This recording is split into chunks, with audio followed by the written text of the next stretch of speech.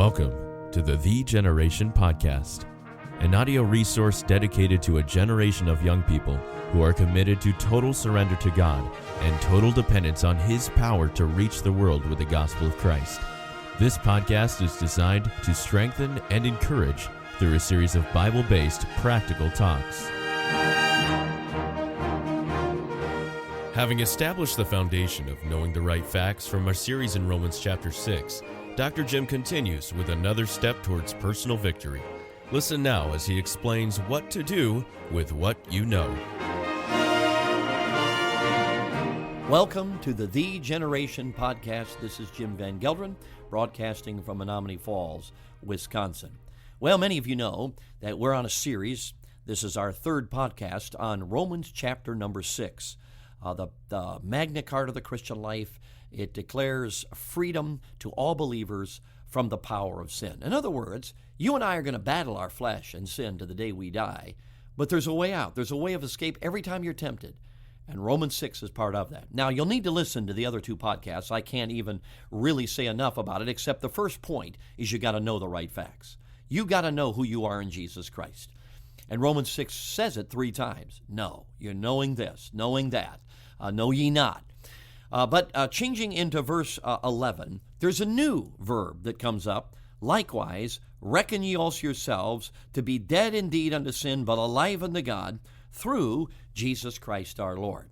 Now, what does reckon mean? Well, I'm going to put it this way. You got to know the right facts, but you got to think the right facts. In other words, they have to become a part of how you think.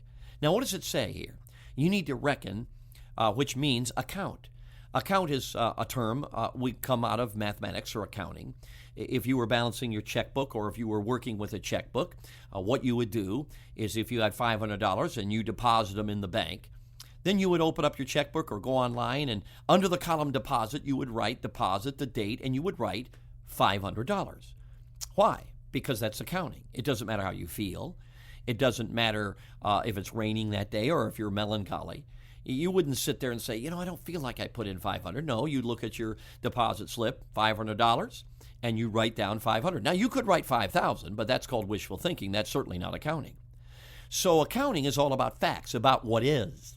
And God says right here, you need to account it or reckon that you're in Jesus, dead to sin and alive unto God, because He is.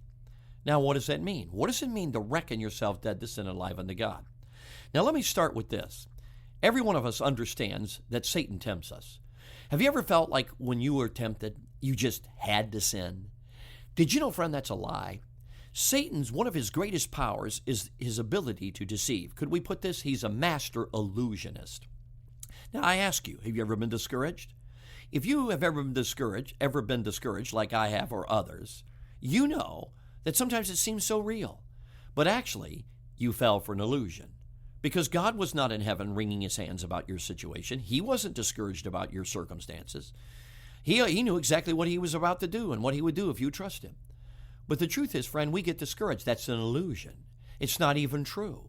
But we buy into the illusion. Every time we're tempted, it's an illusion.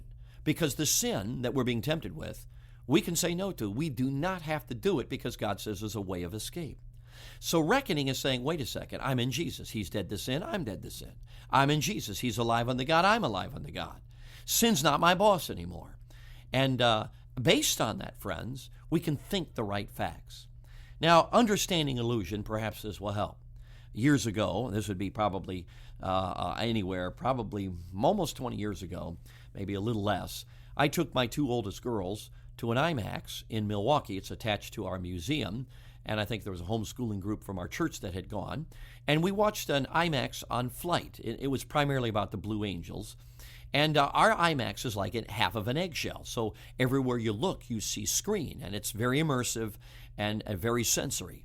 And so we were sitting there, and they had slapped one of those cameras on one of those jets. So you, at times, felt like you were flying through the air. Now, the Blue Angels do barrel rolls, and they do all kinds of things that are, very sensory. And I remember at the end of that program, my daughters told me later, they saw teenagers at the garbage can throwing up. Now, you know why those teenagers threw up? Because they believed a lie. It was an illusion. They weren't spinning around, but they bought the lie. You might say, preacher, what about you? Well, I'm going to be honest. It was extremely sensory. And there were a few times my stomach basically said to my brain, I'm in trouble. You know how sometimes you have a little thought processes. I'm going to turn it into conversation, but I had a thought process. It's like my stomach said, man, I'm in trouble. And the guy in front of me is going to be in real trouble if you don't do something. And my brain, of course, logical, said, now, stomach, we're not spinning around. We're sitting in a seat, and that's an illusion. Of course, my stomach said, I really don't care what you say. I'm in trouble. And I remember taking my eyes off the screen when my brain finally said, okay, stomach, I'm going to prove it to you. And I looked at the seats next to me, and of course, my stomach said, hey, we're seated completely still. I'm feeling better. You see, friends, what was happening at that moment? I was taking my eyes off the illusion and putting them on reality, chairs that were not moving. And you know what I was doing? I was reckoning. Now, that's what reckoning is. It's taking your eyes off the illusion and putting them on reality, which is I'm dead to sin in Jesus. That sin's not my boss anymore. He lost his power over me. We talked about that last podcast. And I'm alive in the God in Jesus Christ. Now, let me just help you with one other thought about reckoning. Reckoning does not make you dead to sin and alive unto God. You are already dead to sin and alive unto God. So you say, well, preacher, why doesn't it affect me then? Okay.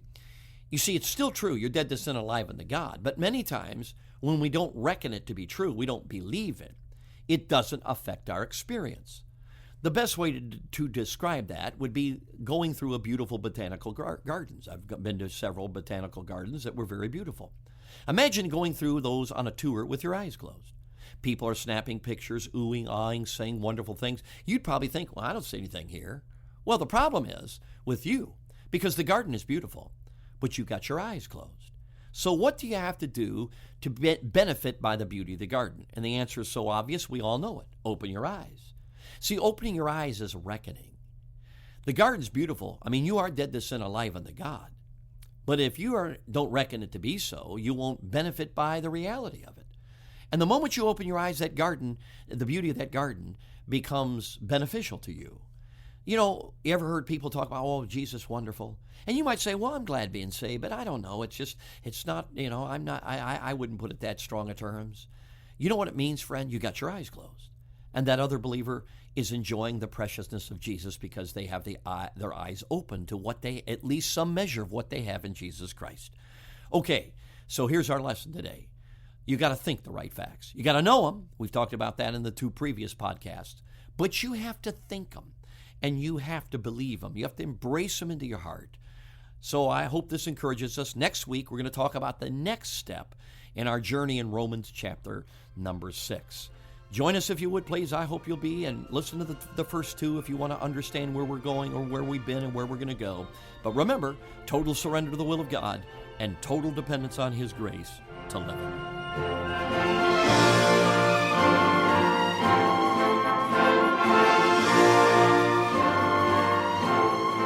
Thanks for joining us for this episode of the Generation Podcast.